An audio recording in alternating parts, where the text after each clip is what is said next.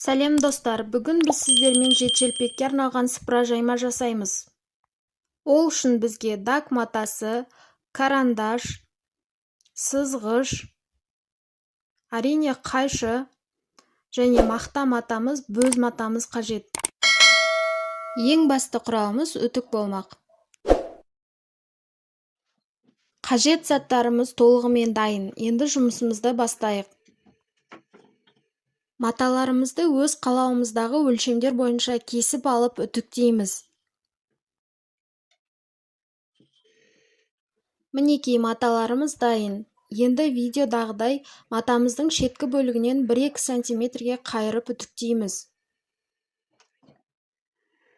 Бөз матамыздың 3-ші бөлігін қайырып үтіктеп болғаннан кейін 4-ші бөлігін қайырып үтіктемейміз, сол күйінде қалдырамыз. Видеода өздеріңіз көріп отырғандай бөз матамызды қайырып үтіктеп болдық. Сыртқы дак матамыздың өлшемін бөз матамыздан 5 сантиметрге үлкендеу етіп аламыз. Матамыздың еніне тағы да 5 сантиметр қосып аламыз. Сыртқы дак матамыздың да шетінен 2 сантиметр қайырып үтіктеп аламыз.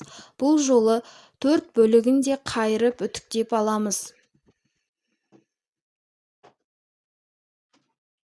Енді сіздерге қайырып үтіктелген маталарымыздың шеткі бөлігін қалай тігу керектігін көрсетемін.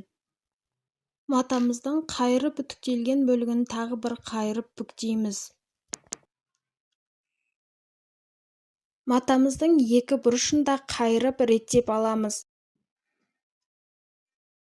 Екі бұрыштың бір-бірімен қиылысқан жерін видеодағыдай белгілеп аламыз.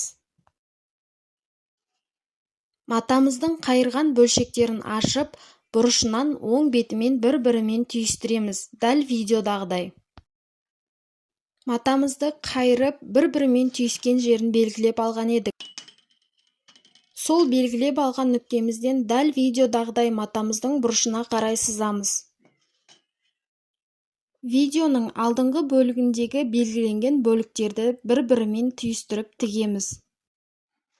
Матамыздың 4 бұрышын видеода көрсетіп отырғанымдай белгілеп тігіп шығамыз.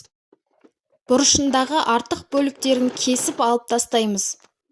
Матамызды оң бетіне айналдырған сәтте осындай әдемі бұрыш шығады.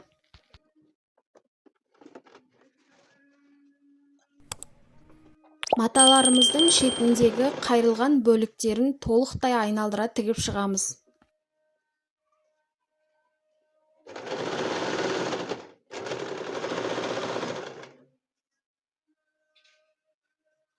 Қайырып, дайындап қойған бөз матамыздың да шеткі бөлігін айналдыра тігіп шығамыз. Бөз матамыздың 3 бөлігін ғана қайырып тігіп шығамыз. Бір бөлігін бос күйінде қалдырамыз. Бұл видео менің алғашқы түсірген видеом болып табылады. Сіздер үшін пайдалы видео болсыншы деген ниетпен алдыңғы заказдардан қалған маталардан құрастырылып жасалған жетшелпекке арналған сыпыра жайма еді. Сіз өз қалауыңыз бойынша кез келген өлшемде осындай сыпыра жайма дайындай аласыз.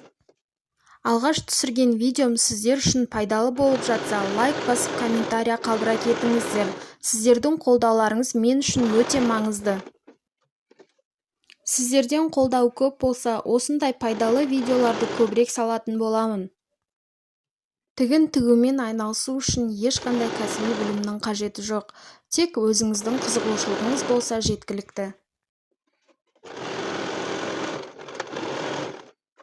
Барлық дайындап алған матамызды айналдыра тігіп болғаннан кейін үтіктеп шығамыз.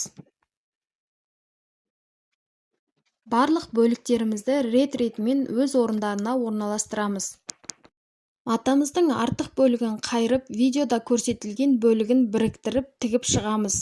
Мінекей, жетшелпекке арналған сыпыра жаймамыз да дайын болды.